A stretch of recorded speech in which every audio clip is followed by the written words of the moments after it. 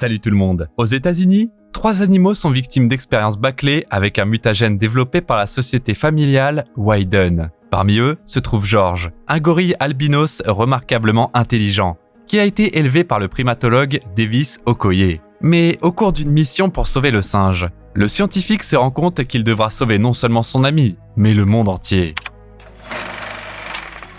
Le docteur Kerry Atkins se fraye un chemin à travers les compartiments de la station spatiale Athena 1. À cause d'une catastrophe tragique, tous ses collègues sont morts et la station est à 2 doigts d'exploser. Elle arrive à la capsule d'évasion, mais à son horreur, la trappe est verrouillée. L'astronaute demande de l'aide aux personnes gérant la mission depuis la Terre, mais il refuse d'ouvrir la trappe, ordonnant à Kerry de retourner au laboratoire et de récupérer de précieux échantillons scientifiques. Réalisant que sa vie ne vaut rien pour eux et qu'elle n'a pas le choix, la femme retourne les chercher. Elle récupère soigneusement 3 cartouches et les prend avec elle dans sa valise. Mais sur le chemin du retour, Kerry remarque l'animal qui a été utilisé comme sujet de test. L'énorme rat s'est échappé et il poursuit maintenant la femme. Kerry plonge en avant, esquivant les débris et les flammes, et elle arrive à voler dans la nacelle d'évacuation au dernier moment. Elle ferme la porte derrière elle et le monstre s'écrase dessus. La nacelle s'envole de la station un instant plus tard. Kerry expire, soulagé. Mais son bonheur n'est que de courte durée.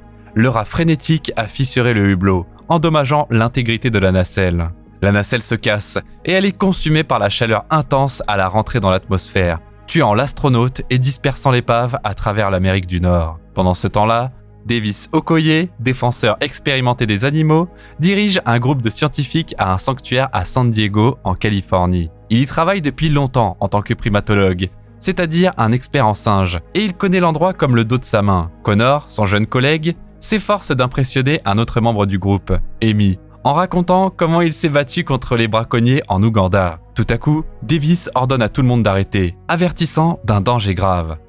Junior here is dropping a lot of monkey shit with these made-up stories. Mais 1 minute plus tard, ils doivent couper court à leur bavardage. Alors qu'ils sortent dans la clairière, ils voient un groupe de gorilles devant eux. Pavo, un jeune mâle, est un nouveau venu dans le sanctuaire, et il agit trop agressivement en essayant d'attirer l'attention de 2 femelles. Après l'avoir comparé à Connor, qui vient de se montrer pareil devant Amy, Davis intervient et utilise la langue des signes pour faire partir les gorilles qu'il connaît, laissant Pavo seul. Il calme le mâle nerveux, mais c'est là que George, le gorille albinos adulte, émerge des buissons derrière lui, pas très heureux de voir un nouveau venu dans la meute. Pavo stresse aussi, et Davis ordonne à ses collègues de ne plus bouger. Mais Connor, inexpérimenté, ne l'écoute pas, et pris de panique, commence à reculer pour éviter de se faire prendre entre 2 gorilles en plein combat. Pavo réagit et le poursuit. Il renverse Connor au sol, mais celui-ci se fait sauver par George, qui jette l'agresseur de côté. Pavo gémit et il se cache dans les buissons. Davis remercie George, qui se moque des humains effrayés. Le singe est très amusé par toute la situation. En langage des signes, Davis explique que la blague de George n'était pas très gentille et qu'il doit être plus patient avec Pavo. La famille du nouveau venu a été tuée par des braconniers et Davis lui demande d'accepter le jeune orphelin dans la famille de George et d'être plus gentil avec lui. Le gorille se comporte comme s'il était un vieil ami de Davis, se livrant à des plaisanteries ludiques en langage des signes. Il semble que Davis lui ait même enseigné des gestes inappropriés qu'il regrette maintenant. Au final, George lui promet d'accepter Pavo et il fait un check amical à Davis. Peu de temps après, Amy, clairement impressionnée par Davis, tente de l'inviter à passer la soirée à discuter des techniques de soumission des gorilles. On dirait bien une invitation subtile pour un rendez-vous, mais Davis refuse, voulant passer du temps seul. Nelson, son collègue, ne comprend pas pourquoi Davis préfère la compagnie des animaux. Animals like you, they lick you. They don't like you, they eat you. So you always know where you stand. Or where you lie, all chewed up in their belly because they ate you. La même nuit, des morceaux de la capsule d'évacuation tombent dans le sanctuaire de la faune. Les 3 bidons robustes que le docteur Kerry a pu récupérer du laboratoire survivent à la rentrée dans l'atmosphère et restent presque intacts. George trouve un des échantillons et la substance verte pénètre à l'intérieur de son corps. Dans un autre état, une cartouche tombe à côté d'un loup et la 3e se fait avaler par une créature aquatique. Davis apprend qu'un incident étrange s'est produit au sanctuaire et le lendemain, lui et Nelson entrent dans l'enceinte du grizzly où George s'est faufilé pendant la nuit. À leur horreur, ils voient la carcasse de l'ours, mais Davis ordonne à Nelson de poser son fusil afin de ne pas énerver le gorille. George se cache et il a l'air très effrayé. L'ours l'a également blessé et le gorille regrette ce qu'il a fait.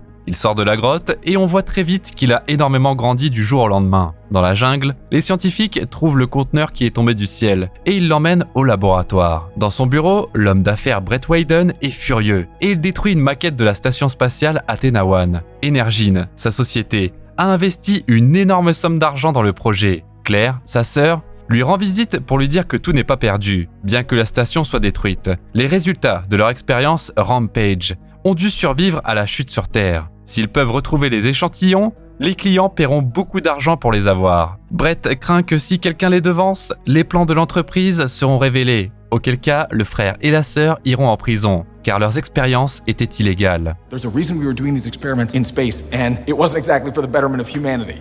Pour retrouver les échantillons, les Whedons demandent de l'aide à un mercenaire nommé Burke, ainsi qu'à sa compagnie militaire privée. Les soldats se font emmener d'urgence par hélicoptère sur le site où la deuxième cartouche s'est écrasée. Là, ils découvrent que quelqu'un l'a déjà vidée, avec les cadavres d'une meute entière de loups gisant à proximité. Claire ordonne aux soldats d'attraper le mutant qui a fait ça. Les Whedons ne sont pas les seuls à apprendre l'incident. La scientifique Kate Caldwell entend un reportage parlant de l'explosion de la station spatiale et des débris qui sont tombés dans le sanctuaire. Elle est choquée, car elle semble être au courant des expériences secrètes. Même si elle est de nouveau en retard au travail, Kate ment à son patron, disant qu'une voiture a explosé spontanément dans la circulation devant elle, et elle se dirige directement vers le sanctuaire. Pendant ce temps-là, Davis et Nelson placent George dans une cage pour examiner ses signes vitaux. Ils découvrent une dose mortelle d'hormones de croissance dans le sang du gorille, et sa quantité augmente à chaque fois qu'ils font les tests. Nelson craint que George ne soit plus le gorille amical qu'ils connaissent, et il veut signaler l'incident aux autorités. Davis refuse,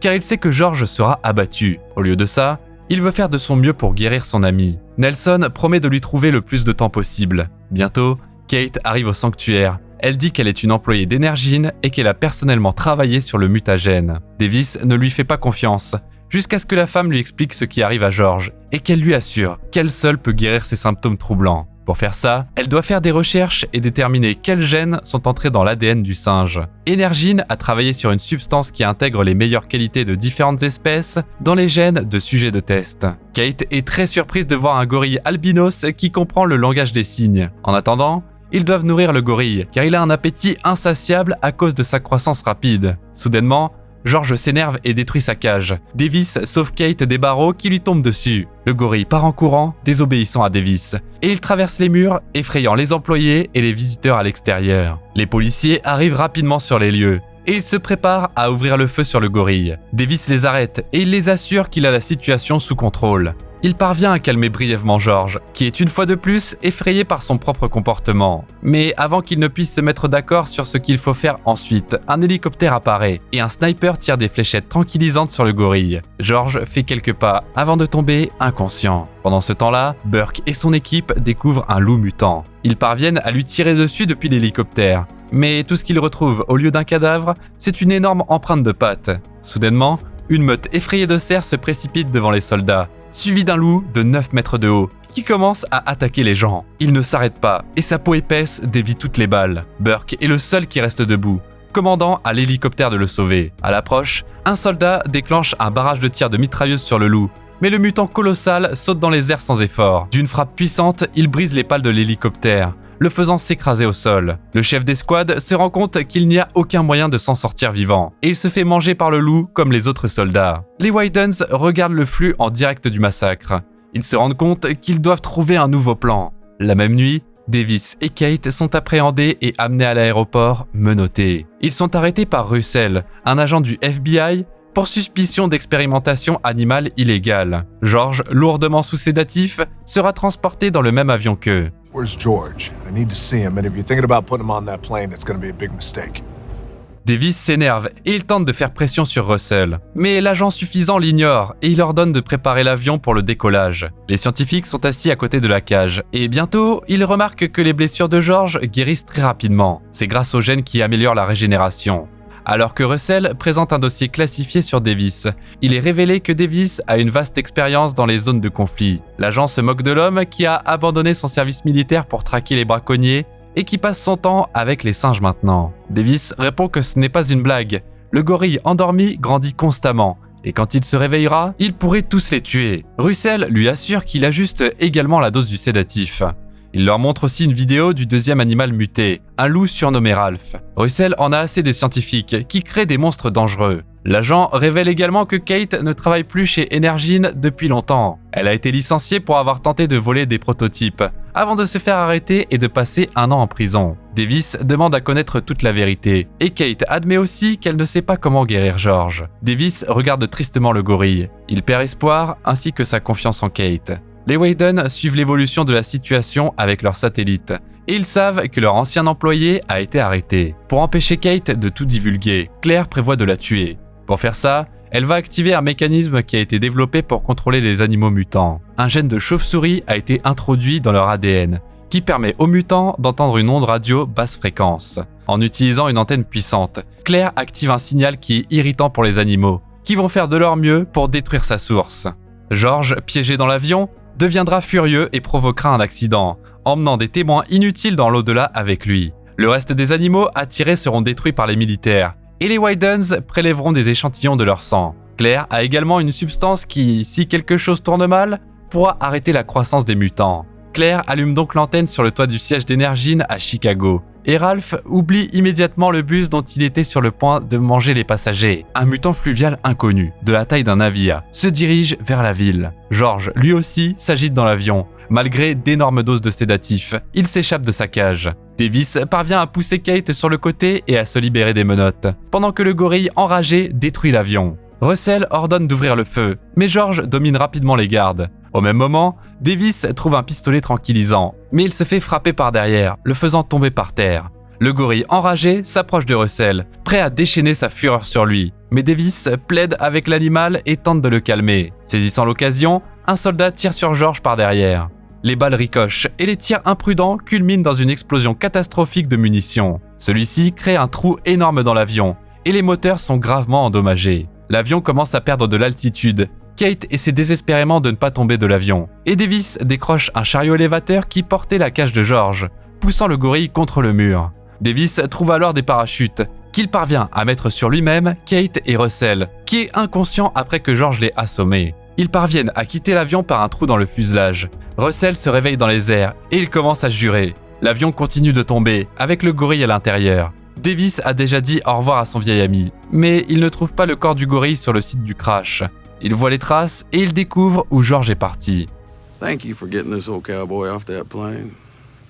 Well, even animals deserve a second chance. À l'Energine, Claire s'énerve quand elle apprend que Kate a survécu à l'accident d'avion. Brett est plus préoccupé par le gorille qui arrivera bientôt à leur QG. Leur conversation est interrompue par des agents du FBI qui se présentent à leur porte beaucoup plus tôt que prévu. Ils ont un mandat pour saisir toutes les données de l'entreprise. Mais Claire a également un plan pour se sortir de cette situation. Elle affirme que Kate Caldwell est responsable de toutes les expériences, car elle a ignoré le protocole et a également un casier judiciaire. Pendant ce temps-là, Kate tente de s'excuser auprès de Davis pour lui avoir menti, mais l'homme ne lui fait pas confiance aussi facilement cette deuxième fois. À cause de ses expériences, il pourrait perdre George pour toujours. Davis a passé de nombreuses années à mener des guerres, puis à attraper des braconniers, et il est douloureusement conscient de la vraie nature des gens, qui sont capables de tout pour le profit. Il se souvient comment il a sauvé George. Le petit bébé gorille se cachait sous la voiture pendant que les braconniers tuaient brutalement sa mère. Les scélérats voulaient faire des souvenirs de ses os et de sa fourrure. S'il n'y avait pas eu Davis, le gorille albinos rare aurait été vendu sur le marché noir pour une somme énorme. Kate lui demande ce qu'il a fait aux braconniers.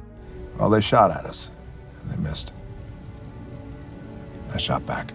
Kate dit que George, contrairement à Davis, semble avoir fait face à son traumatisme, car il fait confiance à certaines personnes après tout. Elle explique que si elle a commencé à travailler avec des modifications génétiques, c'était pour aider certaines espèces arctiques en voie de disparition. Mais c'est là que son frère est tombé malade, en phase terminale, et le travail à Energine que Claire lui a proposé a permis à Kate de travailler sur le développement d'un remède. Pendant très longtemps, Kate ignorait que ces découvertes étaient utilisées pour créer des mutants mortels. Quand elle l'a découvert, elle a essayé de détruire les résultats des recherches, mais elle a été attrapée, et pendant qu'elle était en prison, son frère est décédé. Kate n'a même pas pu lui dire au revoir. Davis pardonne à Kate, et il lui fait un check. Avec Russell, ils sont pris en charge par des hélicoptères, et ils se font amener à la base où le colonel leur montre des images de George et Ralph courant ensemble dans la ville. Davis est très surpris par le comportement de ces animaux, qui n'auraient jamais fait équipe dans la nature. Kate explique que les mutants peuvent entendre un signal comme les chauves-souris. Il semble que la source du signal soit située à Chicago, où ils se dirigent. C'est également là qu'est situé Energine, et c'est l'endroit où ils peuvent trouver un antidote au mutagène. Sachant de quoi les monstres sont capables, les scientifiques leur conseillent de commencer à évacuer les habitants de la ville, mais le colonel ne veut pas écouter des personnes qu'il ne connaît pas, et il les renvoie. À l'extérieur, Davis tente de fuir, mais il n'y arrive pas. Il décide alors de négocier avec les gardes qui les poursuivent. Cette stratégie ne fonctionne pas non plus, le forçant alors à utiliser ses compétences de combat exceptionnelles alors qu'il élimine rapidement les 2 soldats. Par la suite, lui et Kate décident de détourner un hélicoptère Medevac, qui n'est pas aussi bien gardé que les autres, mais ils se font arrêter par Russell. Kate explique qu'ils doivent atteindre Energine avant les mutants, pour obtenir l'antidote et arrêter le désastre. En signe de gratitude pour l'avoir sauvé, l'agent donne à Davis les clés de l'hélico ainsi qu'un téléphone pour rester en contact. Pendant ce temps-là, les militaires tentent d'arrêter les monstres qui s'approchent de la ville, mais toutes leurs tentatives pour faire exploser ou abattre le loup et le gorille s'avèrent futiles. Sur les écrans, le colonel assiste à la mort d'une équipe entière et il n'a d'autre choix que d'ordonner l'évacuation des habitants de Chicago. Russell en parle à Davis, mais Kate et lui survolent déjà la ville, où ils voient Ralph et George détruire des bâtiments et des voitures dans le centre-ville de Chicago. Utilisant leur nouvelle capacité, les mutants font tomber tous les hélicoptères et les chars qui tentent de les arrêter. Les radars détectent également un énorme objet non identifié dans la rivière. Is that a ship? It's underwater, sir. We don't have any subs in the area. Davis et Kate voient un crocodile géant, beaucoup plus grand que le loup et le gorille, émerger de l'eau. Visiblement, aucune arme ne l'atteint, et le colonel ordonne que la plus grande bombe conventionnelle disponible dans l'arsenal de l'armée soit larguée sur le centre-ville. Russell tente de faire changer d'avis le colonel, expliquant que Davis et Kate trouveront l'antidote, mais le colonel ne veut rien savoir des 2 criminels qui ont détourné son hélicoptère. Il jette Russell dehors, et peu de temps après, il reçoit les résultats de l'enquête détaillant les activités des Wydens. Le FBI les observe depuis un certain temps, et ils ont maintenant des preuves physiques de leur implication dans le chaos en cours. Alors que Davis et Kate atterrissent sur le toit du quartier général d'Energine et entrent dans le gratte-ciel, Russell les informe qu'ils ont une demi-heure avant que la ville ne soit effacée de la surface de la Terre. Après l'entrée du FBI et les efforts de Claire pour détruire toutes les preuves, il n'y a presque aucune information dans la base de données électronique, et ils ne savent pas où chercher l'antidote. Mais Kate se souvient de la disposition du laboratoire, et elle parvient à localiser une glacière avec l'antidote. Elle et Davis prennent 3 flacons, mais les Wydens remarquent les intrus sur les caméras de sécurité, et ils viennent les arrêter. Claire dit que l'antidote réduit l'agressivité, mais qu'il ne changera pas la taille des animaux. Elle enlève l'antidote à Kate et tire sur Davis, qui tombe inconscient. Claire prend Kate en otage et la conduit sur le toit, où un hélicoptère les attend. Mais ils ne peuvent pas partir, car George est déjà là. Il arrive à la source du signal, et il jette l'hélicoptère de côté. Kate se fait presque écraser, mais Davis arrive juste à temps pour la sauver. Heureusement, la balle a manqué de peu ses organes vitaux, et il s'avère que Kate a réussi à voler une seule fiole de l'antidote.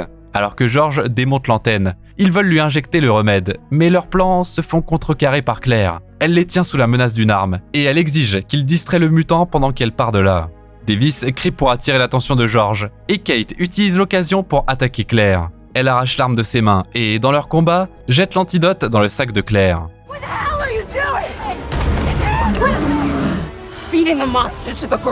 George attrape et avale le PDG d'Energine, et l'antidote avec. Pendant ce temps-là, Brett tente de s'échapper en descendant de l'escalier, emportant son ordinateur et son rat de laboratoire avec lui. Il espère continuer l'entreprise familiale seul, mais Russell l'attend au premier étage. L'agent promet de laisser partir l'homme en échange des preuves qu'il détient. Brett accepte, mais dès qu'il sort du bâtiment, il se fait écraser par des débris qui tombent. Russell choisit une autre sortie pour échapper au gratte-ciel qui tombe en ruine. Le loup et le crocodile rampent déjà dans le bâtiment, tandis que George commence à se calmer grâce à l'antidote. Mais le gratte-ciel s'effondrera avant qu'il ne reprenne pleinement ses esprits. Davis et Kate montent donc dans l'hélicoptère, réalisant que c'est leur seule chance de quitter le bâtiment avant qu'il ne s'effondre. Bien qu'il lui manque la queue et qu'il ne puisse pas voler vers le haut, le rotor principal amortira la chute. Finalement, cédant au monstre énorme, le gratte-ciel s'effondre dans les rues de la ville. Kate et Davis survivent à l'accident dans le cockpit de l'hélicoptère. Ils se rendent vite compte que l'armée pourrait quand même lancer la frappe aérienne sur la ville, même avec les rues pleines de gens. Soudainement, le sol tremble et George émerge sous les débris. Oh, I look like shit. Oh, okay. Well, you look like big shit.